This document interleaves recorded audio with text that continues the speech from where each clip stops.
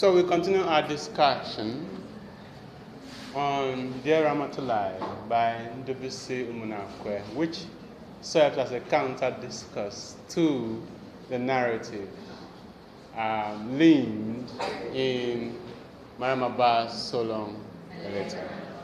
So the narrator is Andrew, and he is in the business of debunking some of the claims, or most of the claims, that Ramatoulaye makes in So Long a Letter, right? And we are told that the narrator's grandfather was named Nwadede, and he had 6 wives. Nwadede.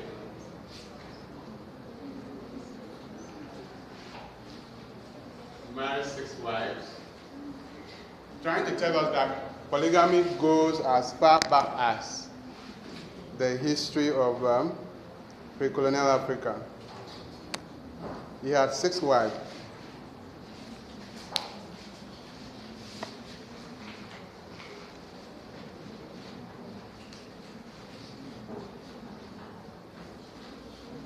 The narrator's father was Daniel, and he had 5 wives.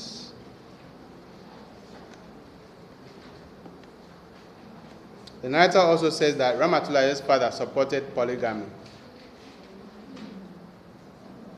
And it's seen in the following words. In communities where men have the means to marry many wives, splinters are few in the streets and crime is kept at bay. Right? So, as I said, there is a connection between financial prowess and polygamy. One can only marry more wives if one can afford them.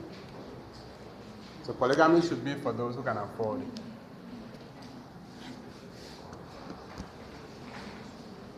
But in this economy, some cannot even afford 1 wife, right? Not even the top. So it is the economy that limits the men's ability to marry more wives. Because even the one that you have married is not easy, doing easy, and you want to marry more. But those who can afford it don't have problems like Oganet. Oganet can afford it, right? How many of you know Oganet? Right, so Oganet can afford it, and he doesn't have any problem.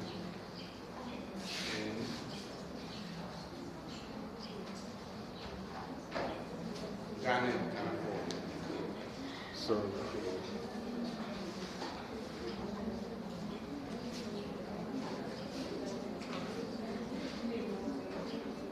So polygamy should be for those who can afford it. And the narrator says that one of the advantages of polygamy is that it reduces the number of married females in society. Especially in a society where marriage was more or less a necessity for the woman. Okay?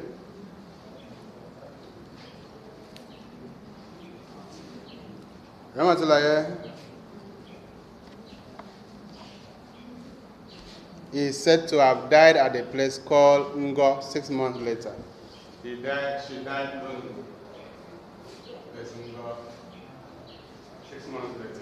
Of course, this narrative postdates that of Ramatoulaye. So he reports that Ramatoulaye died lonely and unhappy 6 months later at a place called Ngo.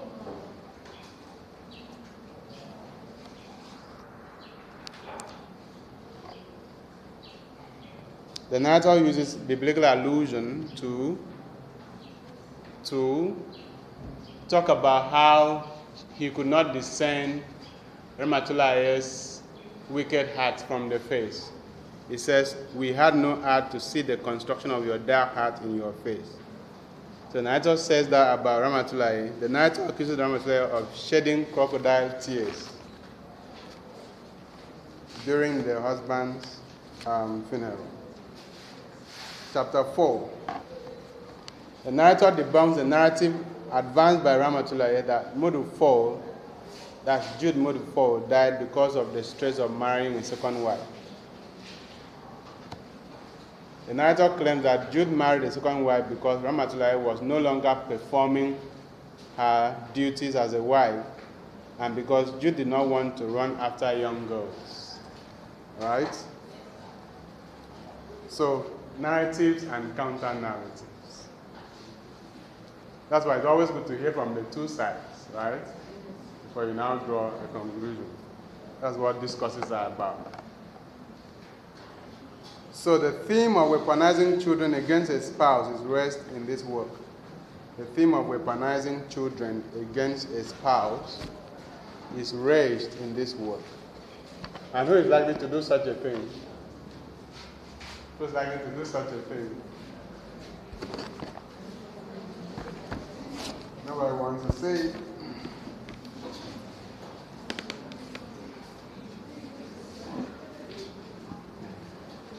So the theme of weaponizing children against a spouse is raised by the narrator as one of the tactics used by Ramatoulaye to attack Jude when he was alive.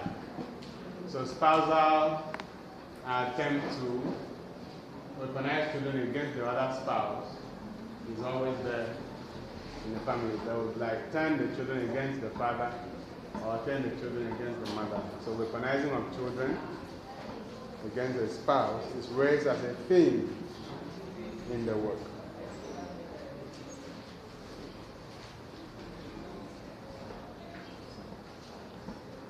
The narrator uses metaphor to describe this weaponization of children against another spouse. He says, they have continued to be your tools, and you play them as pawns on your chessboard of wickedness. The narrator claims that Ramatoulaye's eldest son is 45 years old and is yet to get married. One of the devices in this novel is humor. And it refers to the son of Ramatoulaye. The narrator says he does not even know a man needs a wife. He cannot summon up enough courage to talk to a woman. You just cannot strike a marriage bargain unless you decide to talk to a woman of your choice on his behalf. Meaning that Ramatoulaye did not train his children well, neither did she encourage them to live life dictated by the patriarchal nature of society. He calls Madu a living dead. That is the first son of Ramatoulaye, Maudu, a living dead. Meaning that he's not culturally grounded. He doesn't know the village. The narrator is from a village called Amoche, A-M-O-C-H-E. Amoche. So the tendency in particular African society is that immediately one becomes a man, one is supposed to marry. And getting married is one of the marks of being a man, or being considered a man. So it's part of the patriarchal's perception of the man or life, especially in pre-colonial societies. Amoche is spelled A-M-O-C-H-E. A-M-O-C-H-E. Amoche, the name of the narrator's village, which is not well known by Maudu. Maudu is spelled M-A-W-D-U,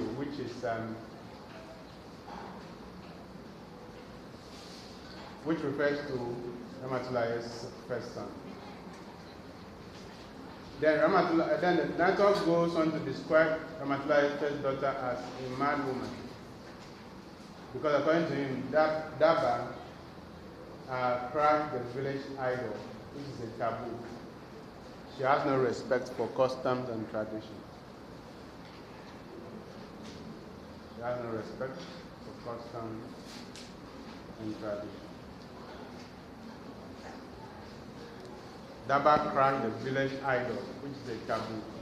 That's why he calls her a mad woman. Ramatoulaye's second daughter is alleged to be missing, as she has eloped with a strange man, since she could not join Ramatoulaye in an evil. Now, Ramatoulaye had hinted towards the end of the novel how difficult it is to be a single parent. So maybe the narrator is, the Andrew is taking a cue from there to describe these things that happened to her children, who have grown up to live responsible lives. So Ramatoulaye's second daughter is alleged to be missing. She has eloped with a strange man since she could not join in her mother's village. Ramatoulaye is alleged to have sent one Baba to catch the second daughter and the man that eloped with her without success. The daughter's name is Amy, A-M-Y. The second daughter's name is Amy, A-M-Y. The strange man has even had an affair with Ramatoulaye.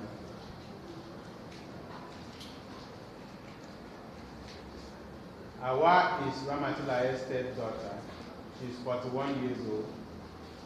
Awa is described as unintelligent and struggles to have a degree in zoology after attending 5 universities in 11 years.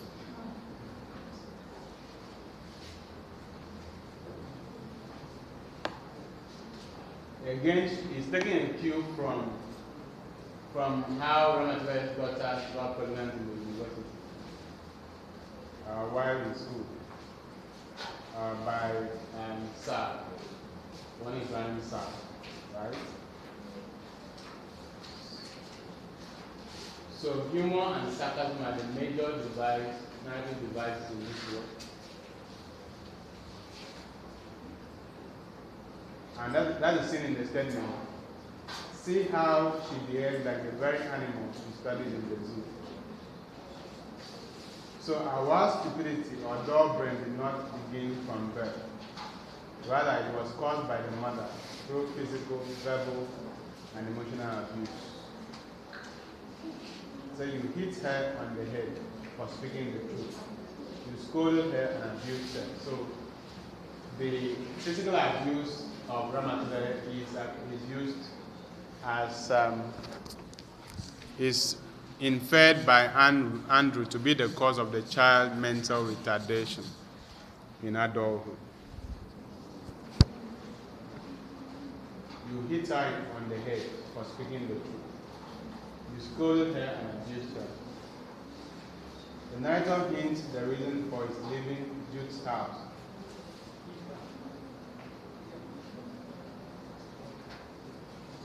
The narrator hints that the reason for his leaving Jude's house involved Awa, whom the mother used to brand him.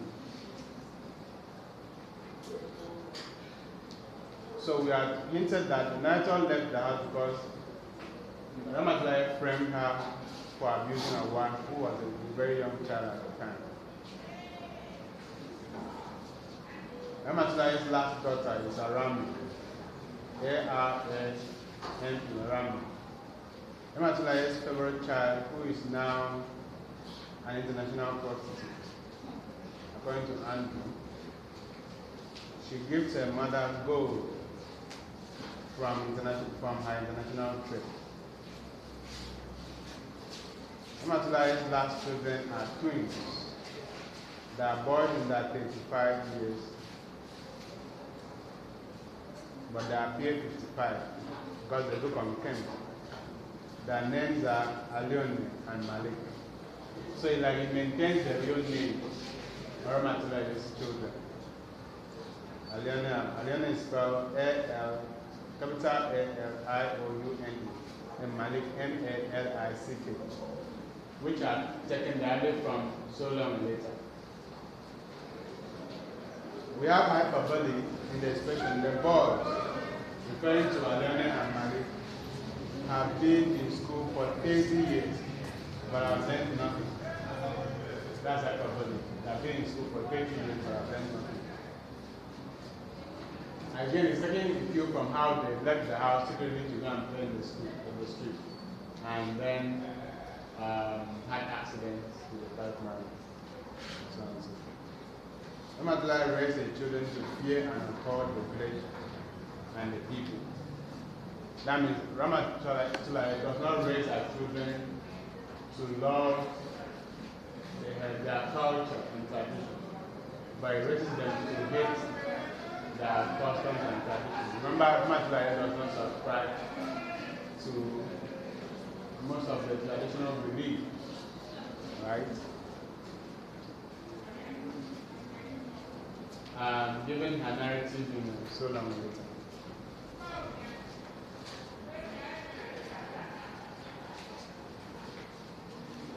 Ramatoulaye is described as a feminist by Andrew.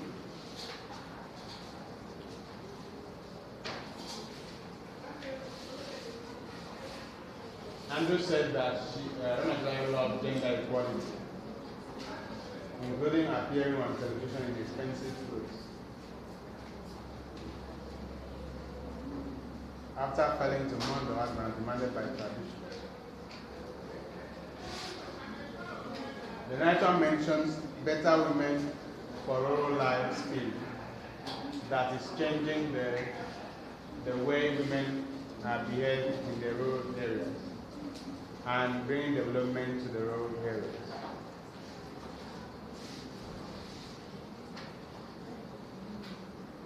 So the gradual development of the rural areas means that Ramatoulaye will gradually lose relevance in the youth because she will not be able to fascinate the village women anymore when the women have been exposed to enlightenment.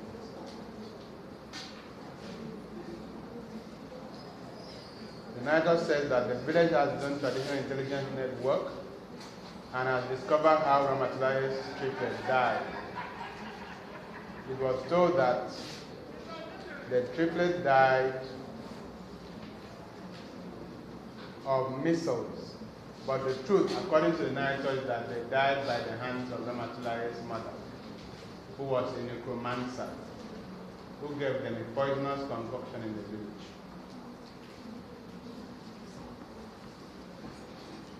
Now, chapter 5. Most of the crowd at Jude's funeral came to see Ramatoulaye because of her notoriety. The villagers describe Ramatoulaye as short and ugly, not beautiful in the real sense of the word.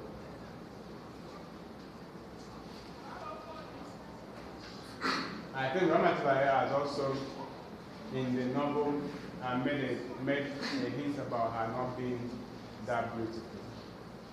The laughing women during the funeral were actually laughing at Ramatoulaye. We are told that St. Michael is Jude's church, and the church refused to accept Jude's corpse for burial due to chemical contamination. The narrator urges Ramatoulaye to return home to save the community for posterity. Chapter 6. We have situational irony in the story, since Nathan was the one expected to die in the hands of a woman, but Jude turns out to be the one who dies.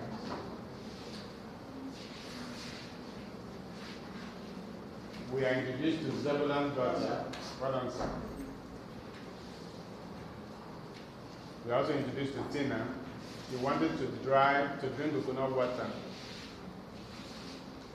Zebulun's daughter is Tina, whom the narrator tries to impress. She wanted to drink coconut water. The narrator obliged and climbed the coconut tree, but crashed to the ground because of a treacherous branch of the tree that was wet. How we know the narrator's name is when he says, I, Andrew, fell like a sack, as off the coconut tree. So the narrator is wounded in his left knee. The narrator was 7 at the time. He tries to climb the tree again to impress Tina, but the old man, Iche Creature, saved the narrator. So that is the tendency of men to impress women. There's always that tendency for men to impress women, or let's just say young men to want to impress women, even if it leads to their death. By dissuading him from climbing the tree again, as well as helping to clean his wound. So Andrew is Adaji's first son.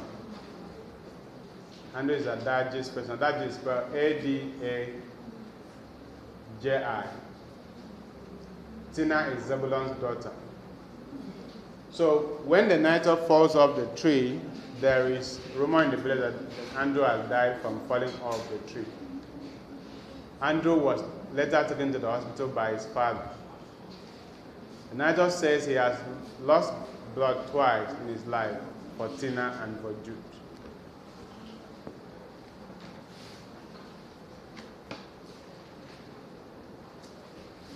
So we are introduced to the new voice ministry. That is Ramatoulaye's church,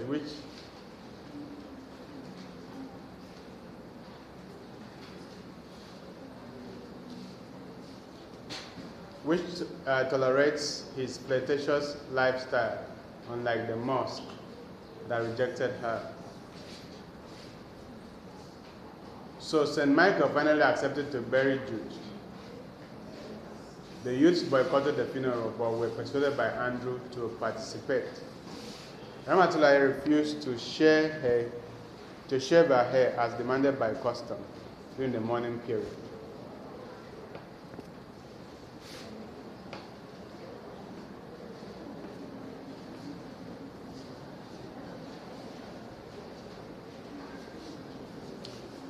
Ramatoulaye's new church allowed her to mourn her husband in white flowing gown instead of black.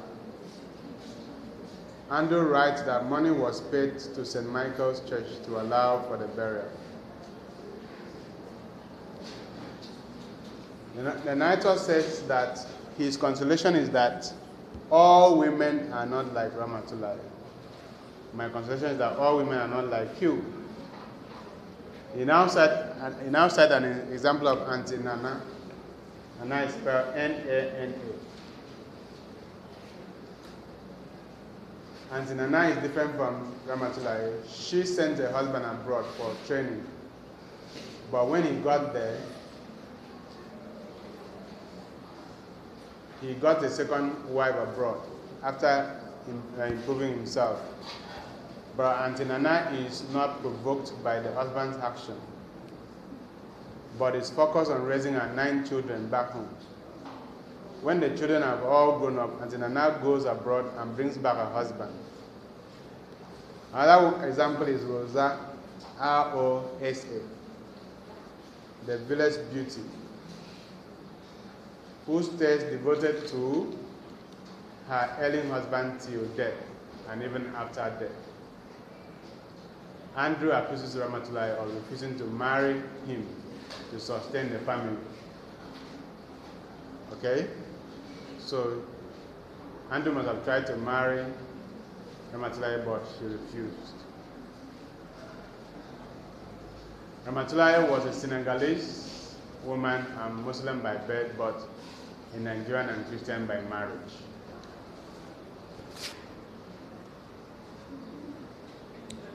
Chapter 7. We have Society for the Emancipation of Women, SEWOM. SEWOM is spelled S-E-W-O-M, Society for the Emancipation of Women, SEWOM. This organization is led by Ramatoulaye. Ramatoulaye is a feminist. So she leads an organization called SEWOM, S-E-W-O-M, Society for the Emancipation of Women. So Jude met Ramatoulaye at a dance organized by SEWOM. Jude met Ramatoulaye at a dance organized by SEWOM. Jude was then a young graduate engineer who represented his workplace at the event to read the minister's address on the need for women's participation in the development of rural areas. That was the title of the address that Jude was supposed to read at the event.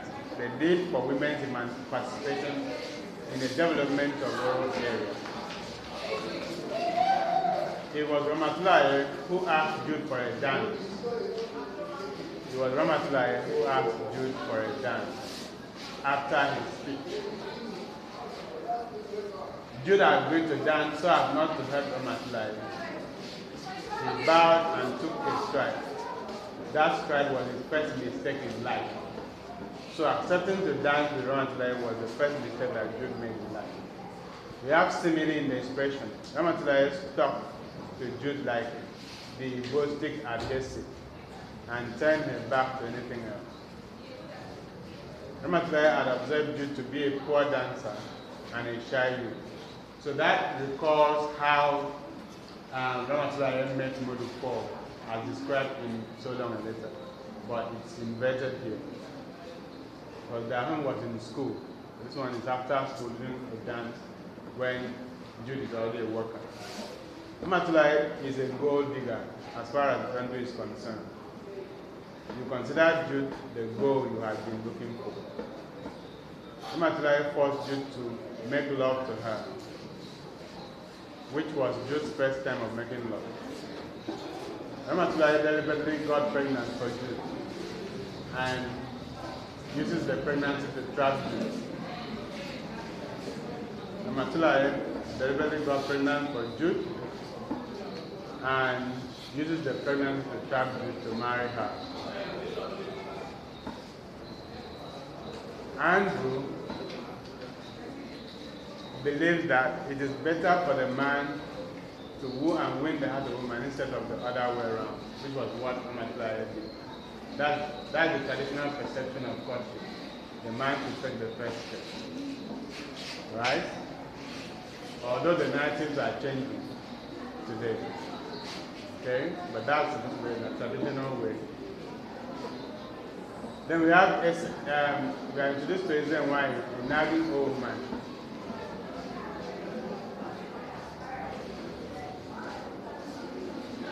She believed that Ramatoulaye that the man should die before the woman. Eze Nwanyị believes that the man should die before the woman. He leads Eze Nwanyị's children to include Neka, Nena, Neoma, and Nene. Eze Nwanyị now lives alone, having destroyed her husband.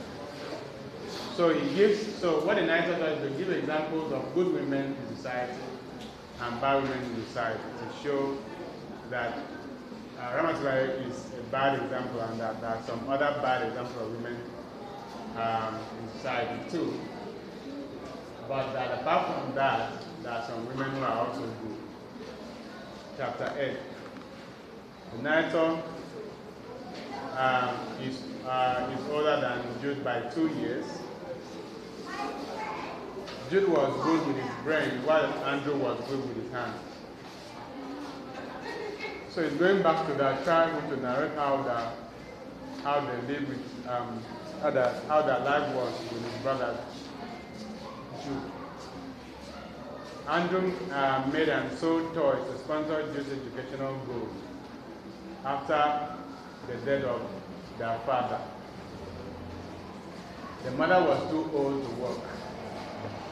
So Ramatoulaye appeared immediately after Jude had a job. So the tendency for the woman to come and take the man away from the family is recorded here. Because that's what Jude is trying to imply. I suffered to send my brother to school. Immediately after he gets a job, you appear on the scene and take him away from me. And you don't even allow me to live in the house again. You frame me and send me out of the house. Okay? Andrew's mother opposed Jude's relationship with Ramatoulaye. Jude's mother named Ramatoulaye as Duanuka. So it was Jude's mother who named Ramatoulaye as Duanuka. Jude had found Andrew a job at the Ministry of Public Utilities.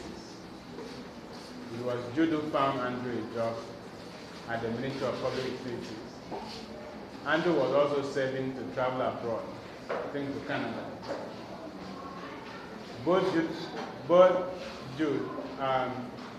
Jude got a better accommodation at government residential area. Ramatoulaye bore children in good succession, 10 children in 9 years. And I'm asking, is that possible to have 10 children in 9 years?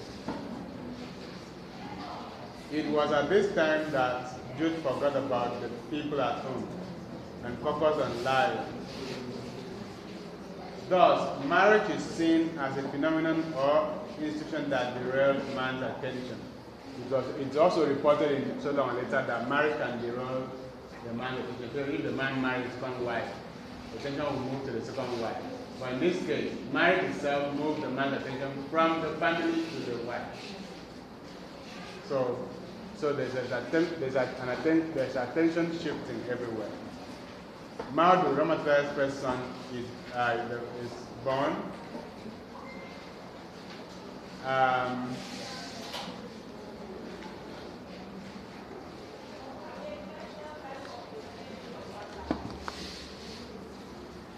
Andrew says at the point that Ramatoulaye was fed up with him and wanted him to leave the house because he was living with them while working. Andrew used to like, that tendency for the family to live in one house. It's the communal nature of Africa, but I don't think it's really being practiced anymore. But compared to the West, Africans like to live in clusters. If one person has a house, the brother will be there, the sister will be there, the relative will be there, and the house will be full. Compared to the West, where one person only lives in their own apartment. So that explains why Andrew goes to live with the Jews in Lagos. Because family clusters all the time in Africa.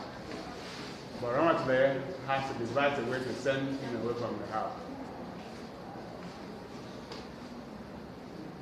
Andrew used to like Ramatoulaye before things fell apart between them. Andrew complains of the strong odor of Ramatoulaye's perfumes in the kitchen, which has resulted in his chronic catarrh in life because he was allergic to the perfume.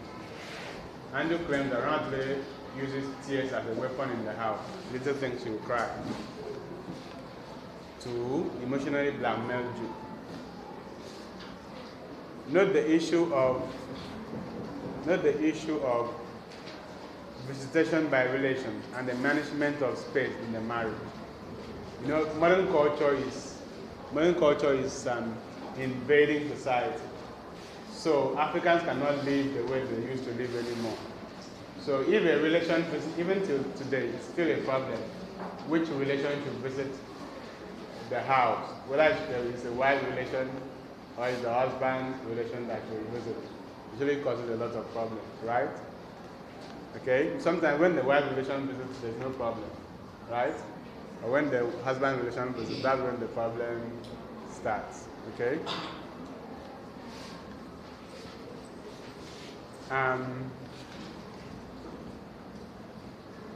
So note the issue of visitation by relations and the management of space in the marriage, in the family. I used to stay in the parlor when your sisters and your friends visited and took over my room. So when the woman's relation comes, they have more rights, okay, than the man's relation. Baby is Ramatoulaye's younger sister. Baby, B-A-B-Y, Ramatoulaye's younger sister. Andrew narrates Andrew talks about the night he returned from work to see Ramatoulaye and the children weeping in the bedroom. Another name for Maudu, Ramatoulaye's first son is Ano, A-R-N-O-L-D, Ano. Just as Andrew wants to find out what is going on, Jude, his brother, orders him to leave the house in the next 48 hours. His room has been locked and his belongings placed in the corner of the parlor. Andrew asks of Awa, whose absence was obvious in the room. Jude threatens him with a gun. Then Andrew runs away from the house. So that's how Andrew left Jude's house. Okay? Andrew's appointment at job is terminated by the next day. Andrew was accused of raping Awa, who was 7 years old at the time. The story is revealed in Oloko's house by the imam to Andrew. Oloko is spelled O-L-O-K-O. O-L-O-K-O. Andrew did not defend himself but returned to the village, pretending that all is well. But rumors carried the story to the village. When Andrew's mother heard the ugly news, she slumped and passed away. So Andrew's mother was killed by the tragic accusation. Ramatoulaye did not attend the funeral of Andrew's mother. The sad incident stopped Andrew from traveling abroad, shattered his life completely. Andrew swore never to visit his brother in Lagos again. This means that Ramatoulaye and Aminata took control of Jude's estate in Andrew's absence. Chapter 9. Ramatoulaye's father is Jack. Ramatoulaye's father is by name Jack. He was a monogamist and a Christian, though his father was a Muslim. Lolly was Ramatoulaye's mother. Lolly is spelled L-O-L-L-I. Lolly was Ramatoulaye's mother. L-O-L-L-I. Lolly, Ramatoulaye's mother. Her marriage to Jack was opposed by Jack's mother. Jack rose to the rank of Principal Executive Officer in the Federal Ministry of Agriculture. He was in Malinke in Senegal. Lolly cajoled Jack to continue to work after retirement.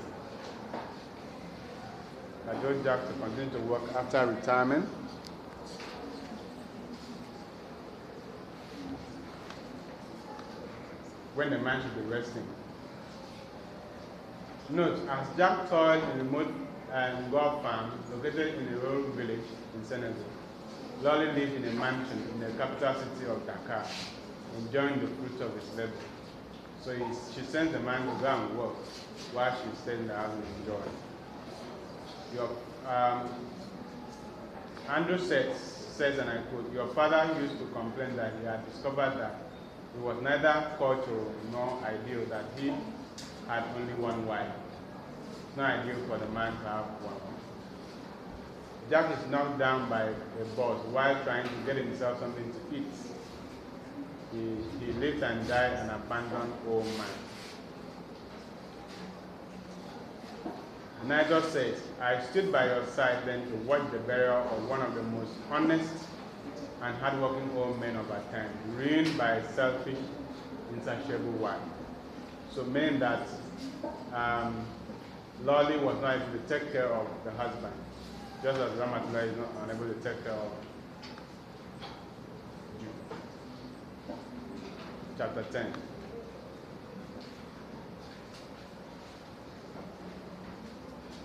Ramatoulaye's children finally get married, including Aminata and Emi. The narrator makes it appear as if men lack agency in marital issues. We cannot just help being hooked. Women fix the wedding day, decide the main issues, wed us, and that is it. Our hands are tied. Most times we are like shepherds led to the altar. Okay? So in the end, it will appear that women have more agency in the choice of partners than men. Okay? So the woman decides to marry who she wants to marry, and not the other way around. Okay? But that's arguable. Anyway.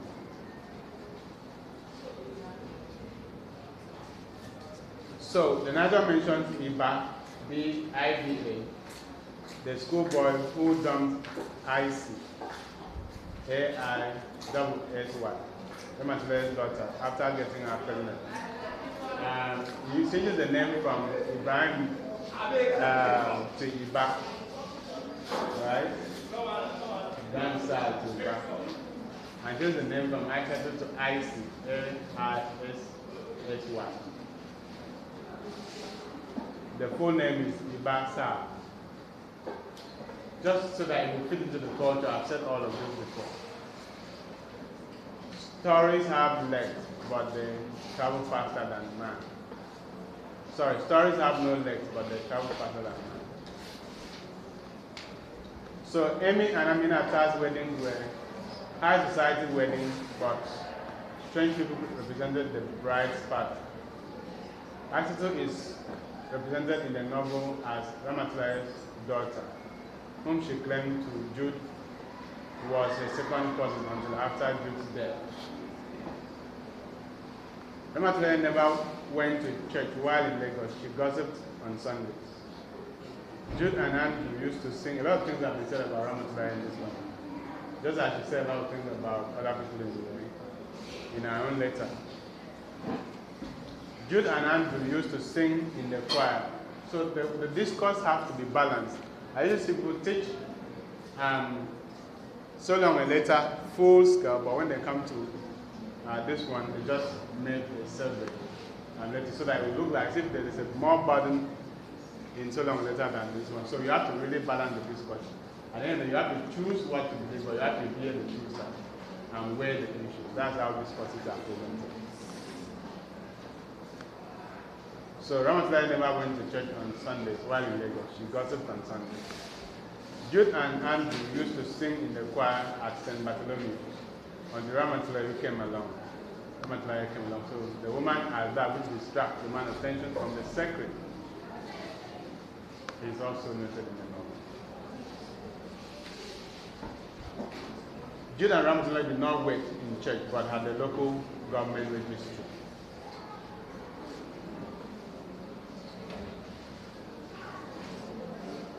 The wedding of Aminata took place in Hotel Breadfruit, where Aminata slapped her husband on their wedding night. Bad man. Aminata did not marry as a virgin, and so the groom refused to give the mother special gifts, resulting in the quarrel and the slap. Note, it is a surprise that the pal will hold a grudge against the pot instead of the knife that cuts her throat. Chapter 11. We are introduced to Junior Jack. Junior Jack was Ramatoulaye's elder brother. Junior Jack is Ramatoulaye's elder brother.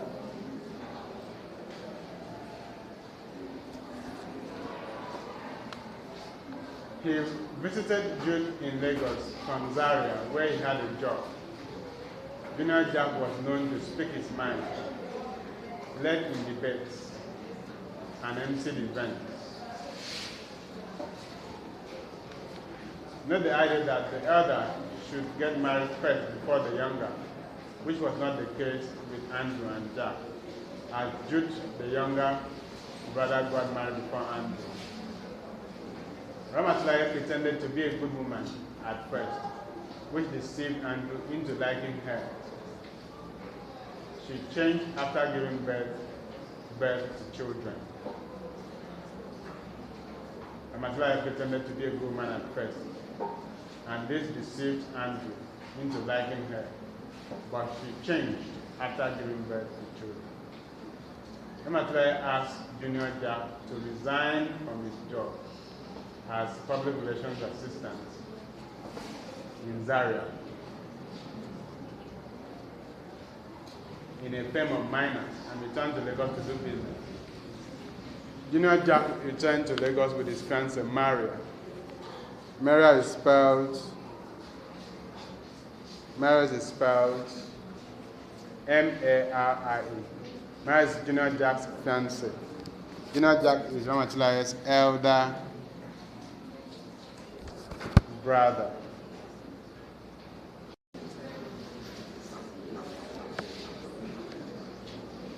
Junior Jack returned to Lagos with his fiancée, Maria. Junior Jack leaves for Dahomey to import soap into Nigeria, based on Ramatoulaye's advice.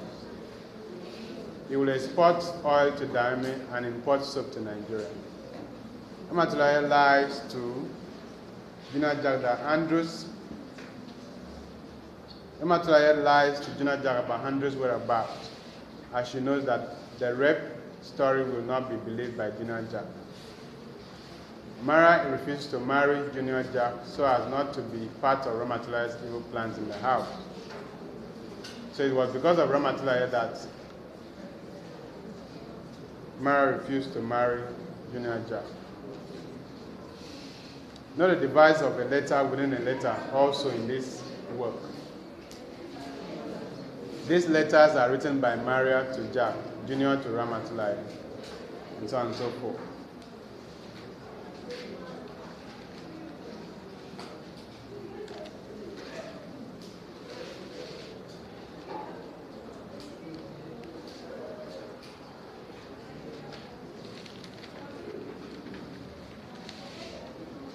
Andrew claims that Ramatoulaye's attitude led Jude to consider taking a second wife. Binatu was forced on Jude. Binatu was forced on Jude by the people. You know, Jude was a gentleman. We wouldn't want to hurt Ramatoulaye, but the people insisted that Jude should marry a second wife. So Rita is the girl that Jude wanted to marry, and she came to live with Ramatoulaye. She did not give Ramatoulaye did not give Rita a chance in the house. She weaponized her children against Rita, even though Rita slept in the house all the time. Once Rita washed your children's dirty clothes till her left thumb ripped off. That's hyperbole. Andrew debunks Ramatoulaye's claim that the house Jude built was through a joint account. Andrew debunks Ramatoulaye's claim that the house that Jude built was through a joint account. Jude made Ramatoulaye all that he is today. That's what Andrew claims. Ramatoulaye physically abuses Rita. Rita kept silent and angrily snatched the soup handle from her and smashed it on her head. That is how Ramatoulaye physically abused Rita. 13. Binatu's marriage to Jude was kept a secret to avoid what happened to Rita.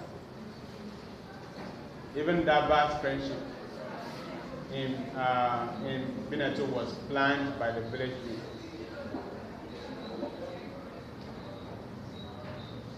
What Ramatoulaye does not have is native intelligence. This means that the signs were there that Jude was going to marry his second wife, but she did not know. Andrew debunked the idea of Jude being old, claiming that young girls admired him. Then we have Matty, M-A-T-T-Y. Matty is the woman, almost Ramatoulaye's, Matty is the woman, almost Ramatoulaye's age, trying to win Jude's heart. But Jude does not love her. Jude does not love Matty. Andrew accuses Ramatoulaye of being unfaithful. Andrew accuses Ramatoulaye of being unfaithful, keeping a long list of boyfriends, says Jude was a faithful man. Andrew mentions Dawda Deng as one of the boyfriends of Ramatoulaye. So the narrator says that Ramatoulaye abandoned Jude after her first childbirth. Andrew and Jude were born in Senegal when her father was a cook at the Mobet school in Dakar, but they are Nigerians. So that is the link that Andrew and Jude has with Senegal. The father used to work there in Senegal. Then Ramatoulaye has a lover by name Baba, who boasted in the club of his escapades with Ramatoulaye. Then we have Chief Kaji, who is Jude's relation, who got the youth to thoroughly beat Chief Kaji, or to beat Baba. Chief Kaji, Jude's relation, who got the youth to thoroughly beat Baba. Andrew debunks Ramatoulaye's narrative that Jude was a debtor, claiming that Jude owed no one. So the novel in all is replete with stories whereby Andrew, the narrator, debunks most of the claims that Ramatoulaye has made about Modu in the novel, whom in this particular tale is described as Jude Modu. So in literary criticism, we have discourses It could be gender discourses, it could be post-colonial discourses, it could be any form of discourses. And each discourse is valid in its own premise, but it cannot and should not be the only discourse. It has to be measured against other discourses. Like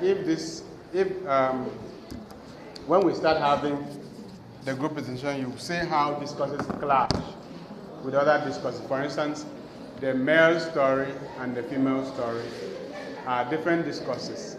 Okay? If a male writes about a particular thing, it might be different from the way the female might write about that same thing. And so they will split into discourses. The best way to understand the whole discourse is to bring the two of them together and measure them, raising the issues one against the other. Okay? So that is how literature should be understood, because we no longer have a single story.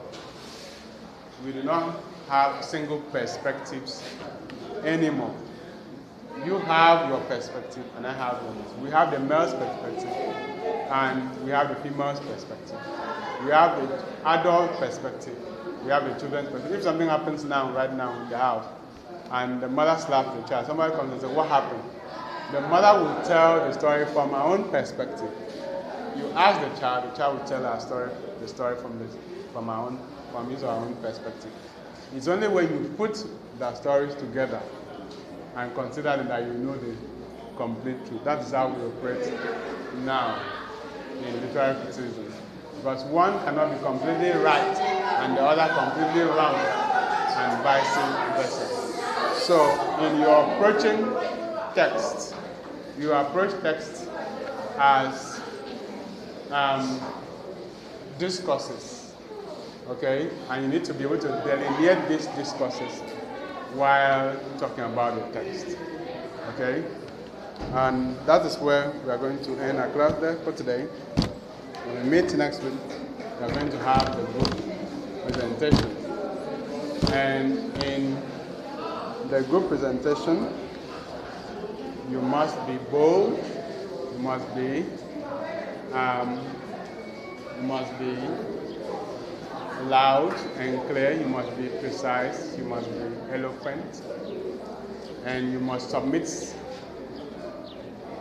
a paper that will fetch your group marks.